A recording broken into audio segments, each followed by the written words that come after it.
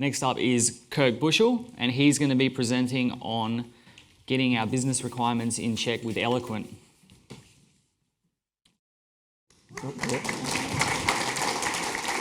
Oh, cool, thank you.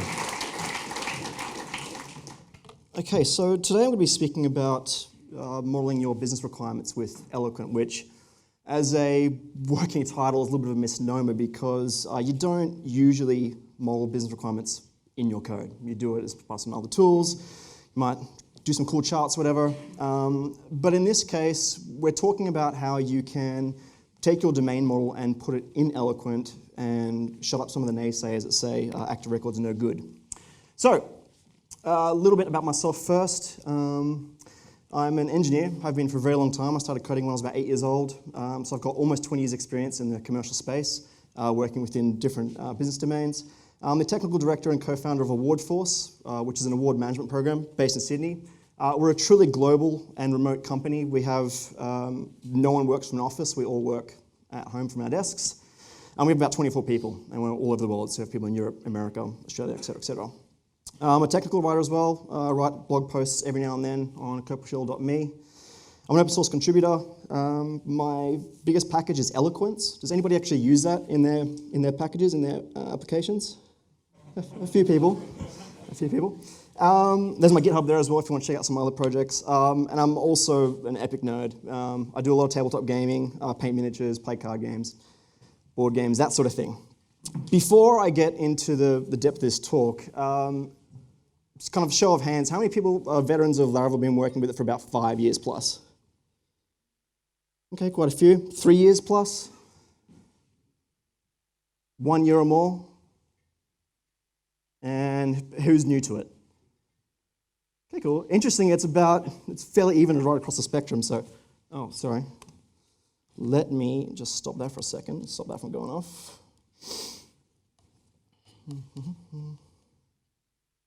Oh, no, not that one. That will keep going off otherwise. There we go. No. There we go. Sorry guys, as you can tell, I'm very well prepared. There we go. Okay. Cool. And so next question is, how many people here have heard of domain-driven design? Oh, wow. That's pretty cool. And who's never heard of it or never dealt with it before? Okay, cool. So we've got actually quite an knowledgeable group, which is really cool. I'm a little bit nervous, so if I stumble on my words, I apologize. So why do I want to talk about this particular subject? The first, this has been something that's been muddling around my brain for a while. The first is that the active record pattern, which is what Eloquent is based on, tends to get a bad rap in some circles. I call these people technical ideologues. People who criticize the pattern because it does have some bad elements to it. So there's some legitimacy to those claims. But it doesn't need to have that stigma. One of the really cool things about active record and essentially Eloquent is it provides and supports a really efficient implementation process. And what I mean by that is it has almost no bootstrapping costs, no setup costs. So if you look at some other libraries, you need to do a lot of configuration to document and describe your schema, and then you can work with it. With active record pattern and Eloquent, you don't need to do any of that. You can configure a database, and away you go. It's native to Laravel, so all Laravel projects have Eloquent by default. And that also means that if you have new engineers starting with your firm, that it's quite easy for them to get up to speed. If they've worked with Laravel before, they've probably worked with Eloquent. Of those bad criticisms of Eloquent, there are some simple patterns and practices that we can use to avoid the worst of those. And that's really what we're going to be getting to today. For example, encapsulating library calls inside domain methods. So let's deal with the ugly first. What aspects of Eloquent do we want to avoid across our broader code?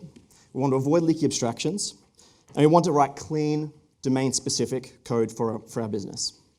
So this is an example of what I would say is, I won't say it's bad. I'd say there's no such thing really as bad code. It's just levels of quality. So in this one, I would say the level of quality is about medium. This is an article controller, so we're now in our HTTP layer. Okay, we're dealing with HTTP requests. In that controller method, we have the draft article. We set up a new article object, we set the status to draft, and then we save it right there in the controller. Can anyone tell me why this is maybe not the best code example? You can yell it out. There's that. That's a good one. Mass assignment. It's also because that we're working with our domain layer inside an HTTP layer. So there's no separation of concerns there. So again, I don't want to say it's bad because that's not very pragmatic. If we want to be pragmatic about it, we could say maybe this is someone setting up their first blog. This kind of makes a lot of good sense to do so, just to get started with getting a project going. So what are we going to cover today? The first is we're going to have a really strong focus on language and terms. When I'm talking about language, I'm talking about the business language. So whatever domain space you're working within, let's say it's a blog, talking about articles, talking about authors, that sort of thing, and why they're important. We'll look at some basic business concepts and how they'll be implemented. We'll extend on that basic implementation by expanding the requirements for those features, and then implement some more complex requirements as well. So an organic growth of that code base. We'll identify some problem domain areas and we'll resolve them, or at least we'll try to. We'll explore some other options. The next one there is to ensure the code is as close to the business logic as possible. So what do I mean by that? What I mean is if someone comes to you and says, we need to write a feature whereby an author can write an article or draft an article, you don't then go into your code and say user creates post, right? Because the terms you're using in your code is different from what the business is using. And what happens then is as your teams kind of grow and become more managed, you start to have language breakdowns between the business and the technical. And I'm sure you guys are probably seeing this in some bigger companies. Finally, we want to look at avoiding leaky abstractions. Does everybody know it, or does anyone know what leaky abstractions are and what I talk about? No one? Okay, we'll go with that as well.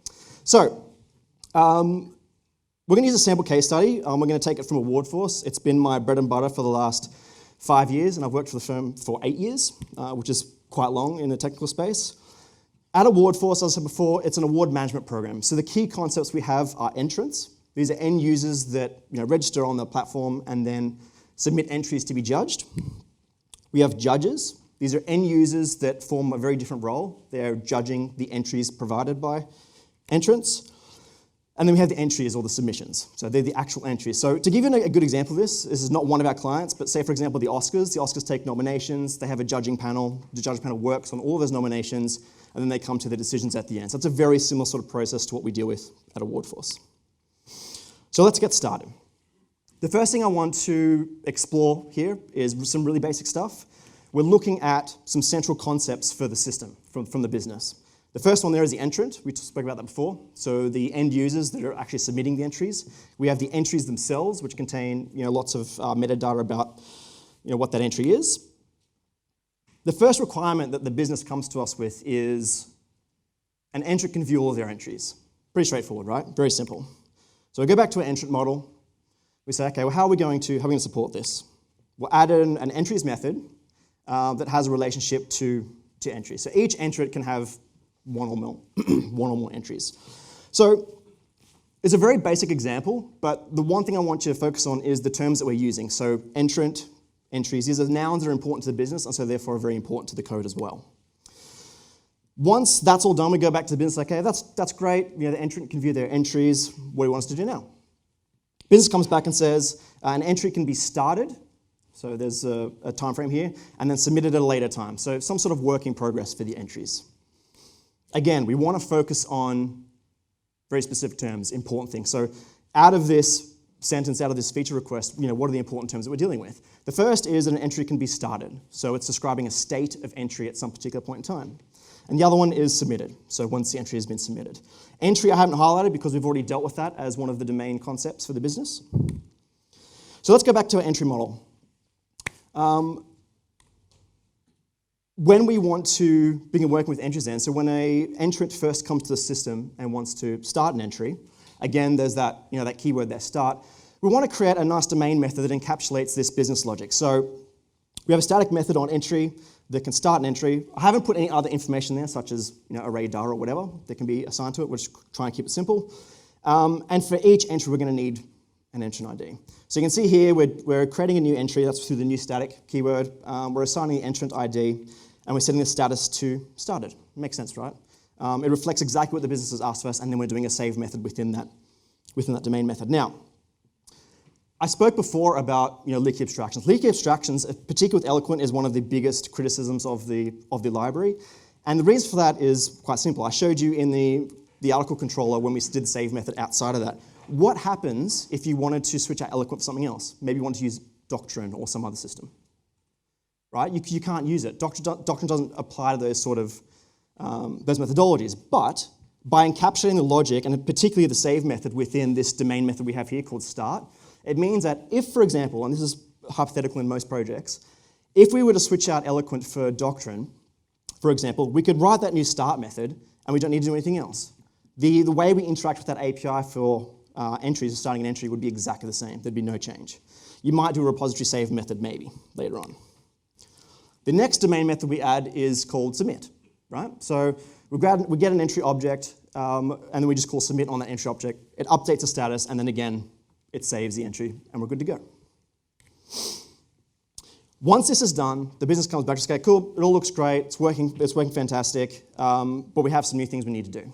So I said before, one of the elements we have, or one of the concepts we have on AwardForce is the fact that judges can be, can score on entries, they can judge entries. So the requirement comes back from business and they say, judges can be assigned to entries and they can score them from 1 to 10, for example, okay?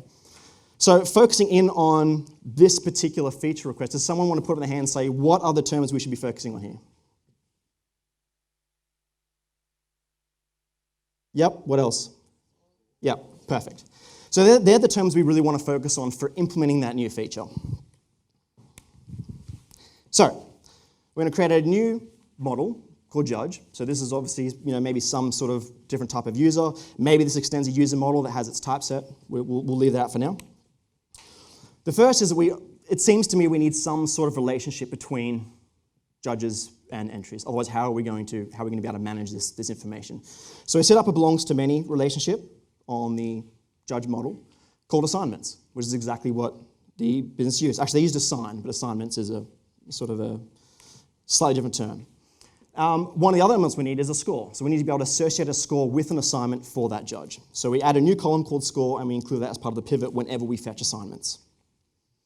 The next is, again, we're creating a new domain method called assign, again, the term that the business used, and we're providing an entry ID for that particular assignment. So when we've got the judge, we go judge, assign, entry ID. The cool thing about this, I think, in my opinion, is that not only does it read really cleanly, but it reads exactly the way the feature would be described to you. Judges can assign entries. Judge, function assign, entry. And then all we're doing there is calling on the relationship and attaching the entry ID based on the belongs to me relationship.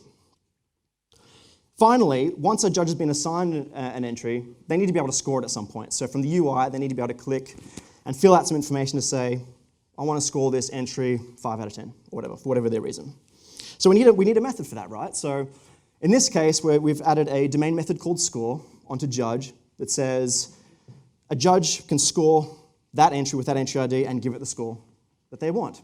That's quite simple, obviously, in Eloquent as well. So we call on the assignments relationship again. We update the existing pivot record for that relationship. We put in the entry ID, and then we associate a score with that. So pretty straightforward. Is everybody with me so far? Yep, cool. All right, any questions? Nope, cool. So that's all good. Judges can now be assigned entries, and they can score on them, okay? So the business comes back to us again and says, okay, this is cool, but there are certain cases whereby a judge may have a conflict of interest, right? Maybe they work at the same company, or maybe there's some other reason that they want to abstain from that. So again, they give us another requirement that says a judge can stay themselves from scoring on any given entry. So again, when looking at that language, we want to think about abstaining, scoring, that sort of thing. When a judge abstains from an entry, the score must be reset. So again, we're looking at these various terms and things from the business that we want to implement called abstain, score, and reset. So, going back to our judge model. We set up a new domain method called abstain. We pass along the entry that we're dealing with at that particular point in time. And again, we're calling on the assignments relationship. We're updating the pivot record. We reset the score, in this case a null. We don't want to give the score a 0 because a 0 may be a score that a judge provides. Maybe it's a really crappy entry, right? So they give it a 0, that's not going to work. We need to nullify it. As well as that, we need to ensure that we know when a judge has actually abstained from an entry. So we pass the abstained attribute and we say that it's true. So just a quick recap on what we've just covered. An entry can be started and submitted at a later time. Judges can be assigned to these entries to score them from 1 to 10. A judge can abstain themselves from scoring any given entry, again, if there's a conflict of interest or something. When a judge abstains from an entry, the score must be reset. So these are, they're very simple, straightforward requirements. However, there is possibly a code problem here, possibly a domain boundary that we have missed. Does anybody have any idea what it might be? Nope? Okay, we'll move on. So going back to the judge model from before, we have an abstain domain method, right? We're calling on the assignments relationship and we're updating this information on the pivot records. You know, it seems to me like these assignments are starting to manage state of their own, but they're being managed by judges. So if we look at all of the calls to assignments within the judge model, we have it on abstain, we have it on score, and there's a good chance that in future we're probably going to be doing some other changes to assignments as well, right? In this short period of time, we've already organically grown the system to support these different features and these different requirements from the business. So what can we really do about this? What is the problem here? The first is that I think because we're updating information on a related record, and that's growing, it seems to me we may be missing on a business concept here that could be elevated to be maybe a subdomain of judging or something of that matter. So we can look at exploring this. We say, okay, what does it look like when we advance, we bring the relationship back from a many-to-many and managing information this way, and have assignment as its own object that can manage its data for itself. So we create an assignment model, and we start creating, again, more domain methods for this. So this is where things can kind of get a little bit tricky in the code that you write. There's no real language phrase in the requirements we've been given called for entry. But if we look at it back from the judge's perspective, we're creating assignments for an entry, right? We're abstaining from an entry. We're scoring for an entry. So it sort of makes sense. This is a sort of thing in term that you may need to go back to the business forum and say, does this make sense? Is this how you guys would talk to your customers? Is this how you would talk to within the stakeholders? So what we're doing here is we're elevating assignment to its own subdomain, really. It's still a subdomain of judging. So we create a new model, we create a new static function called forEntry with the entry details and the judge details. And then again, we're saving information. So when we go back to the judge model, we want to kind of refactor this a little bit so that assignment has a little bit more responsibility regarding its own set of data. So instead of judge managing information on a related table, it allows, it's allowing another object, another model within the domain to deal with that information. So we changed the relationship from a belongs to many with the pivot to a has many. So a judge now has many assignments to have itself as a reference as well as the entries, right? And we update the assign methods so that, instead of doing it through the relationship itself, we can ask assignment to create the record for us, right? So judge is still acting as like a top-level API within your business to say, whenever you deal with assignment, you're still dealing with it through judges, but assignment is dealing with the complexity itself. It's not doing that within the judge. So in this case, this is more of an exploration than a better way to do it, but it may be a case whereby you start identifying these changes in your system and from the business and go, hang on a second, something doesn't quite feel right here. And these are the good opportunities to see that. Whenever you see pivot tables within your code base, and you're starting to do a lot of operations with those pivot tables rather than specifically with the data by itself, that could be a good starting point, a good catalyst for investigating and exploring other ways of managing that information. And score does exactly the same thing. So previously we had update existing pivot on the assignments method, and then we update the score. We can change that to, this assignment's where entry ID and then update. So that would do it in one query. If you wanted to work directly with an assignment object, you can instead change it so that you first fetch the assignment from the database from within the score method and then score the assignment. Now, one cool thing about this is it allows us to do things like raising events and all that sort of stuff that the assignment can be responsible for rather than the judge model. So, let me go quickly back to my notes. Another thing here is when you're working so heavily within Eloquent or within Active Record, it can be quite appealing to start throwing a lot of stuff into the model, maybe even things such as notifications. This may not necessarily be a great idea to do, right? And this is how we get into that sort of argument of fat controllers versus fat models and all sorts of things, right? We still want to keep our models relatively thin. We want them to be representative of the domain that it represents. So in the case of judges, we want judges, all the actions and interactions with that model to be representative of a judge, nothing else. So should we be sending email notifications from the judge model? Should we call mail methods and stuff from within there? I'm not so sure.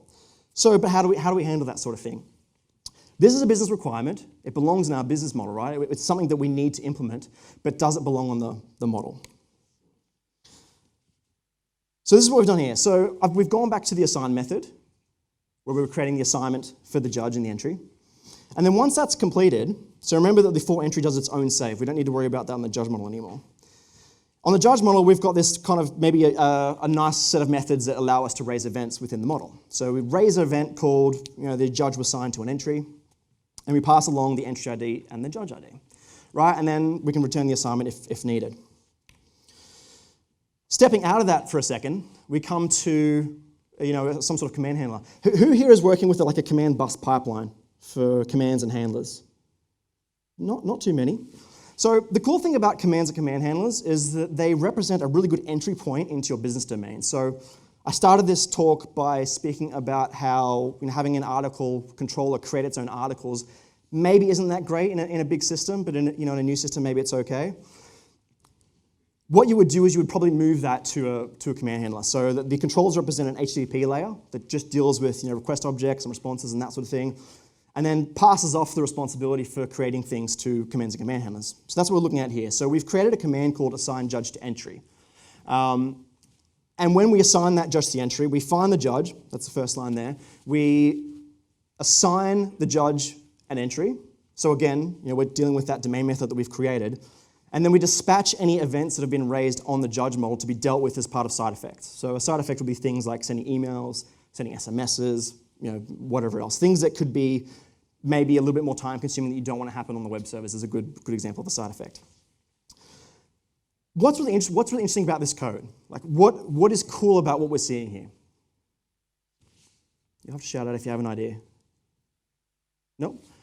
The cool thing about it is we're not actually dealing with Eloquent here. We're not touching any Eloquent methods. When we're talking about leaky abstractions, we're talking about calling things like save and doing counts and all sorts of stuff from outside of our domain. Here what we've done was we've created a specific domain method called assign, which does all of the logic and complexity that we need to manage for assigning a judge to an entry, raises an event, and then when we come back to the handler, we can then release those events, right? So getting back to the requirement of sending off the email. Somewhere in your application, you have something like this. You have a listener, and you set up your listener events in your service providers within Laravel. And when the judge was assigned to entry event is dispatched, you listen for that event in your system, and then you might send off an email. So when the judge was assigned to entry, we listen for that event, and then we send off the notification that needs to be sent off, right? So that could be an email, could be whatever. And in addition, also, depending on the event, you could send that back to a background queue service or whatever. The cool thing about this is you have all of your business domain complexity that's specific to creating judges, assigning judges to entries, all that sort of thing, and then moving all these side effects around to background queues and that sort of thing. So, domain-driven Eloquent. I talked before about what kind of domain-driven design is. It's really looking at business requirements within specific business domains. So for award force, it's about award management, it's about grant management. If you're working on a project management solution, it'd be about managing projects, right? So they're very specific domain spaces. When we look at kind of taking some of these elements from domain-driven design, by the way, a lot of people who like domain-driven design don't necessarily like Eloquent because of some of those leaky abstractions that can get into their code base. The Active Record and Eloquent, it really isn't that bad. If you look at the way I've structured my code here, by the way, this isn't real code, this is just sample use case. Award force isn't that simple.